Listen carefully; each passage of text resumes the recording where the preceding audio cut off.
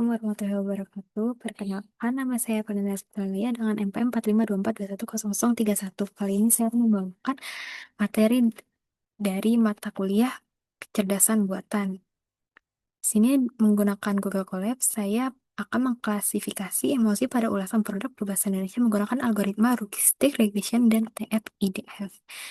Nah, di sel selanjutnya ini, kita yang pertama-tama itu mengimport datasetnya. Nah, saya menggunakan dataset Kaggle. Nah, jadi di sini saya membuat API Kaggle-nya langsung. Nah, di sini kode ini agar dia bisa langsung terdownload ke Google Colab ya. Lalu di sini ada unzip. Jadi kita mengekstrak filenya dulu karena filenya ini sebelumnya zip bentuknya. Lalu di sini ada output di sini ada output bahwa ini berhasil di-download dan diekstrak. Lalu di sini kita menggunakan bantuan sastrawi untuk mengklasifikasinya. Nah, yang pertama kita meload dataset dulu. Sini ada nama filenya yang kita pakai. Lalu di sini ada if else untuk kalau misalnya gagal memuat data file, nanti dia akan muncul gagal memuat data. Lalu kita akan membuat 4 kategori karena sebelumnya di datasetnya itu ada 5 kategori karena menurut saya ada satu kategori yang dikit frekuensinya, jadi saya tidak pakai. Jadi kita memakai 4 kategori aja. Di sini ada tulisan enlarge 4 karena kita hanya memakai 4 kategori. Lalu di sini ada data sebelum print untuk data sebelum pre-processing. Lalu di sini ada kode untuk pre-processingnya. Di sini yang pertama dari text lower, ini tuh gunanya untuk membuat semua ulasan menjadi huruf kecil semua. Di sini ada text resub. Jadi ini tuh kalau misalnya ada translatean, ada bahasa Inggris. Kalau misalnya di sini ada web, kayak link gitu HTTPS, web, terus tanda plus, minus, titik, koma, nanti dia akan terhapus. Lalu di sini yang terakhir ini ada kode untuk kalau misalnya hurufnya bukan bahasa Indonesia nanti dia akan terhapus atau untuk berimbuhan juga kata yang berimbuhan kayak meng gitu-gitu yang di gitu itu akan terhapus juga. Nah, gunanya apa? Karena agar mereka seragam gitu. Sama datanya bersih. Nah, lalu di sini ada tampilan data untuk setelah pre-processingnya. Lalu di sini ada splitting, di mana kita menggunakan data latih dan data tes, yang dimana data latih ini ada 80% dan di sini data tesnya itu hanya 20% gitu. Terus sini ada kode ini gunanya untuk dia angka menjadi mengubah teks menjadi angka karena komputer hanya bisa membaca angka.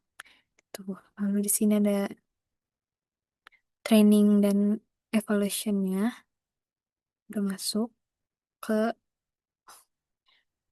trainingnya. Lalu di sini ada print untuk outputnya nanti untuk matriks. Lanjut aja kita ke outputnya. Jadi ini yang data yang kita gunakan itu setelah menjadi 4 kelas itu ada 4701 baris. Sini ada preview data awalnya, di mana dia masih ada huruf besarnya, ada titik koma, ada imbuhannya. Lalu di sini diubah data setelah pre-processing menjadi gini. Yang ini, yang sebelah kanan. Jadi menjadi clean text.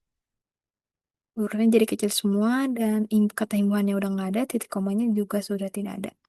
Nah, di sini ada matrik evaluasi model untuk 4 kategori tersebut.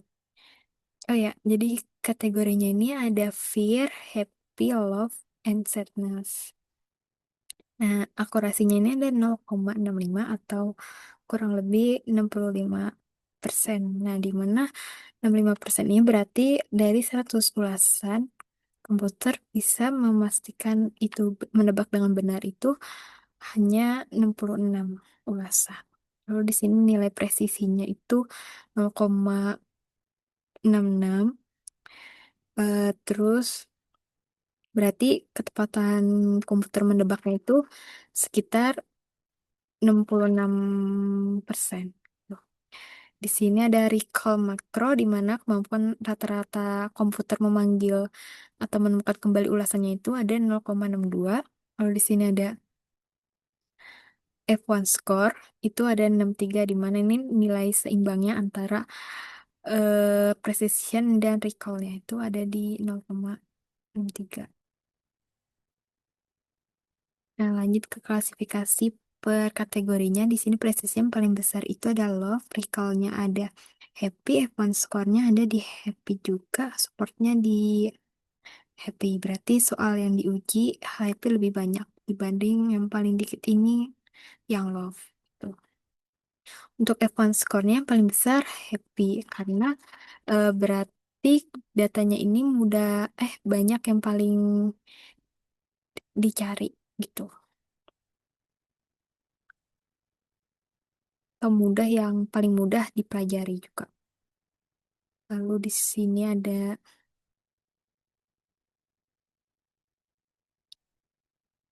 sel untuk membuat visualisasinya. Di sini yang pertama itu kita ada distribusi kelas menggunakan cons ini untuk menghitung frekuensi datanya. Lalu di sini ada eh, ini untuk tampilan berubah menjadi dari biru tua ke biru muda gitu. Lalu di for ini gunanya untuk menampilkan angka yang ada di atas batangnya ini. Tuh. Lalu di sini ada diagram dari heat map. Di sini pakai CM sebagai completion metric, di mana dia mengekstrak dari matriks yang tadi di atas. Lalu ini ada sama, dia mengubah tampilannya itu menjadi nanti dia akan biru dari biru tua ke biru gelap. Nah, lanjut ke diagramnya. Sini yang diagram pertama kelas ada kelas distribusi.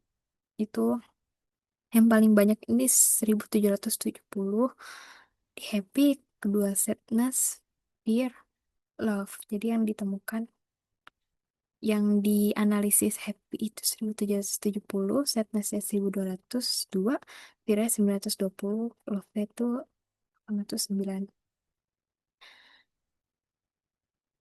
Nah, jadi di sini kedua itu ada diagram heat map di mana komputer, berarti di sini fear yang bisa menebak fear itu ada 102 ulasan, happy ada 266, love ada 78, ZS-nya ada 175 ulasan.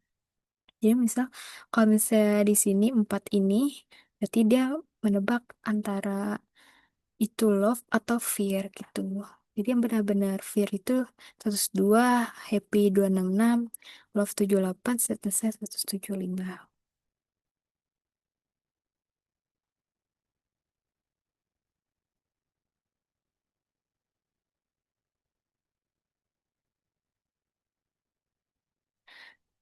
Oke, selesai sudah. Kita mencoba mengklasifikasinya menggunakan Google Colab. Kali ini saya akan membahas kesimpulannya.